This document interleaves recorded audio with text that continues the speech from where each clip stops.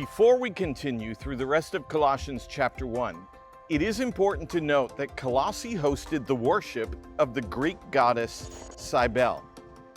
Now, Cybele was considered the mother goddess of Asia and was worshipped with cries and shouts, including clashing cymbals and drums.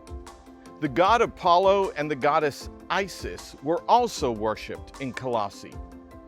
The way was growing in the middle of this idolatrous culture. Because of this, many travelers who worshiped these false gods made their way to this small city. These people brought with them their mystery cults. These visitors understood worship in terms of physical images and statues. So all of the new believers in Colossae were being flooded with substitutes for their faith, or at least being confused by the thoughts of adding idolatrous practices to their Christianity. It is important to understand these distractions to fully appreciate why the Apostle Paul writes the words he does in the passage that we will be studying. All of the cultural challenges in Colossae meant that Paul had to get the believers focused on Christ again, that everything must be centered on the atoning work of Jesus. It is Jesus that is over all powers.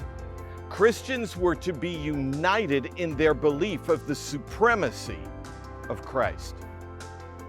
When we feel overwhelmed at the current state of our society, we should take the time to recognize that cultural trends and religious fads have been around since the first century. The very first believers were inundated with false claims by self-proclaimed spiritual gurus. They were told that Jesus was a nice add-on to their polytheistic belief system. They were told that Jesus was a nice add-on to a polytheistic belief system. But surely he did not hold the answer all by himself. Sound familiar? See, our view of Christ will impact every part of our lives.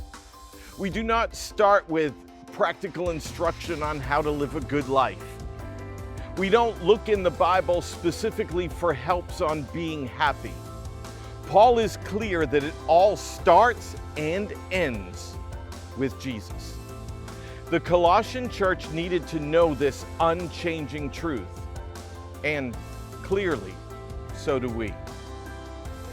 As you read through verses 15 through 23 of Colossians chapter 1, keep all of this historical context in mind. It will help you to understand the why behind Paul's writing. This letter had a specific purpose to those specific early Christ followers in Colossae.